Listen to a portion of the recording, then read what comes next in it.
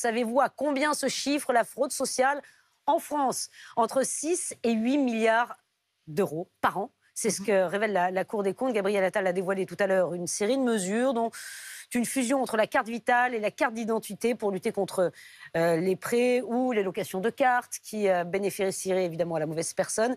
Gabriel Attal qui était ce matin sur BFM TV. C'est effectivement de faire migrer la carte vitale sur la carte d'identité. C'est-à-dire que sur la puce de votre carte d'identité... Mais j'ai toujours pas compris, Gabriel Attal, si c'est une option ou si c'est une décision que vous avez prise. Ça va être fait. C'est ce vers quoi on souhaite aller, bien sûr. Mais non, on souhaite, on va... Bien sûr, c'est ce vers quoi on va aller, si vous préférez que je le dise comme ça. Bah maintenant, oui, je voudrais savoir. Et maintenant, la question, c'est comment et quand. Et vous avez raison. Parce que l'enjeu, évidemment, c'est que ce chantier-là ne se traduise pas par des difficultés concrètes pour des Français. Aujourd'hui, c'est ce qui existe en Belgique, c'est ce qui existe au Portugal, c'est ce qui existe en Suède. Je veux bien qu'on ait plein de problèmes en France, qu'on dise en permanence qu'il y a des choses qui sont impossibles. C'est possible en Belgique, au Portugal, en Suède. Une carte, une puce qui marche pour la carte d'identité et pour la carte vitale. Donc voilà pour la carte vitale, la fusion carte vitale, carte d'identité. Clémence Dibou, c'est évidemment la proposition la plus emblématique. Quoi d'autre? Oui, derrière cette fusion de la carte vitale et carte d'identité dont on a parlé, eh bien, il y a eu d'autres annonces très importantes. Par exemple, l'obligation de résider 9 mois par an minimum en France pour toucher une aide sociale, le contrôle systématique des retraités de plus de 85 ans qui résident à l'étranger afin de s'assurer qu'ils soient toujours vivants. Autre mesure également, le croisement automatique des fichiers des CAF, les caisses d'allocation familiale, avec celles du ministère de l'Intérieur, et ce pour lutter spécifiquement contre les prestations sociales versées à des étrangers qui seraient en situation irrégulière en France. Et puis, on peut noter aussi parmi ces annonces la création de 1000 postes supplémentaires dans le quinquennat pour lutter contre la fraude sociale, parmi lesquels 450 cyber-enquêteurs pour traquer sur les réseaux sociaux les faux arrêts maladie qui sont vendus. Est-ce que c'est réalisable ?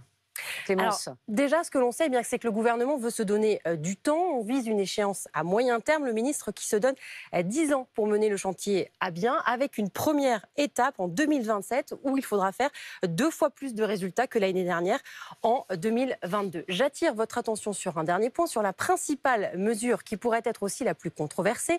Attention à ne pas enfreindre la protection des données et libertés individuelles en fusionnant cette carte d'identité avec cette carte vitale. Que pourrait dire, par exemple, la CNIL, la Commission nationale de l'informatique et des libertés, dans un premier temps? Le gouvernement va d'ailleurs lancer une mission de préfiguration. C'est une sorte de mission de concertation des acteurs du secteur, avec des conclusions attendues d'ici la fin de l'année. Merci beaucoup Clémence. Emmanuel Le Chypre.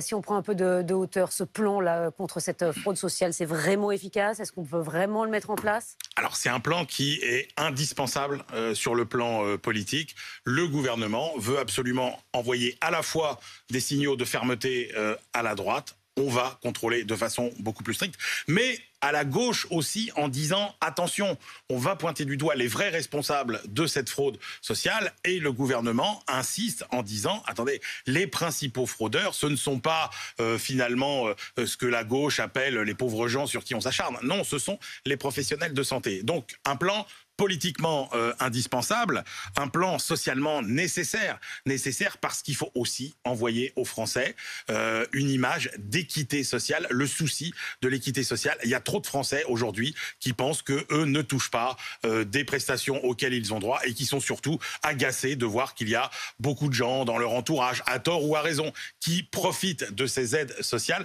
Et si vous voulez que notre système fonctionne, il faut qu'il y ait ce ciment d'équité qui fait que tout le monde contribue, parce que tout le monde a l'impression que le système est juste. Et puis, en revanche, c'est un plan qui est financièrement secondaire, accessoire. Quand on voit les sommes en jeu, 6 à 8 milliards de fraude, l'objectif de doubler finalement les contrôles pour les recettes d'argent qu'on va récupérer. On est sur 1, 2 milliards, 3 milliards d'euros peut-être. Quand vous êtes à l'échelle du déficit public du pays qui est d'une centaine de milliards d'euros, vous voyez bien que ce n'est pas ça qui va jouer sur la situation à long terme des finances publiques françaises. Merci beaucoup Emmanuel.